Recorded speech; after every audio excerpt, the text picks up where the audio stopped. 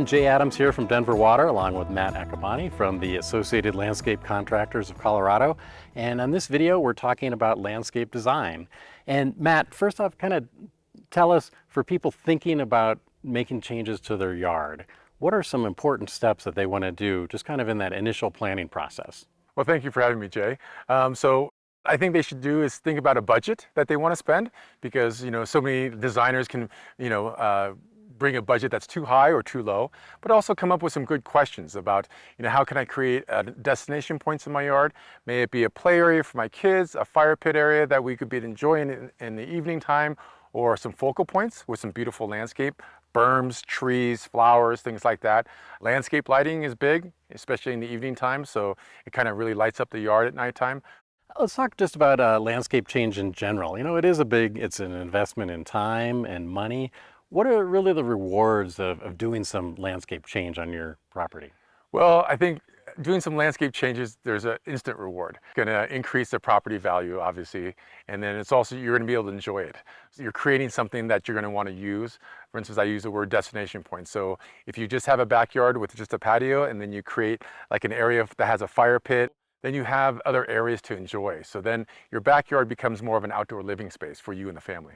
When it comes to doing landscape projects, are there certain kind of mistakes or challenges that people run into that they really need to be thinking about ahead of time? Yes, I think some of the challenges are to make sure that you know exactly what you want and you and the designer are on the same page, because that's super important. Because if you're not sure what they're creating in your yard, there could be a lot of extra expenses from change orders.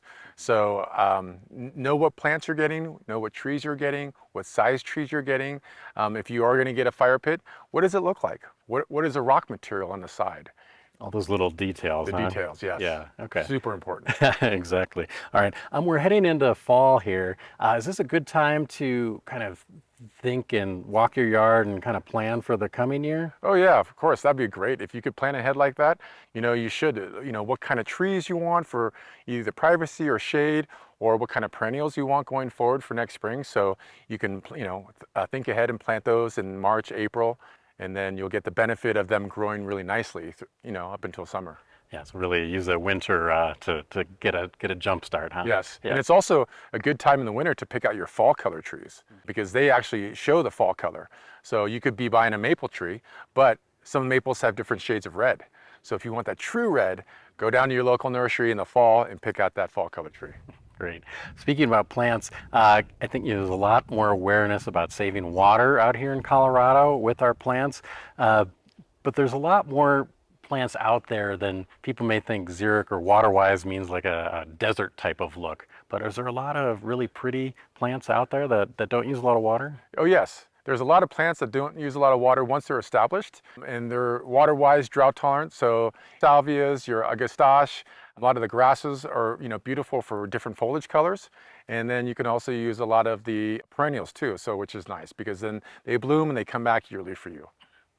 And those plants really can add a lot more kind of diversity and habitat to a landscape as well than just grass, right? Yes. A lot of the blooming plants are inviting hummingbirds and butterflies and bees to come in for pollination. But also there's a great assortment of perennials, so you can buy low perennials, medium size, and taller perennials, so you can do a lot of layering in your landscape as well. It's nice to have all those kind of birds and butterflies, just like entertainment for your yard. Yes, who doesn't like those? Exactly. All right. Well, hey, thank you, Matt. If you're looking to hire a landscaper, go to alcc.com.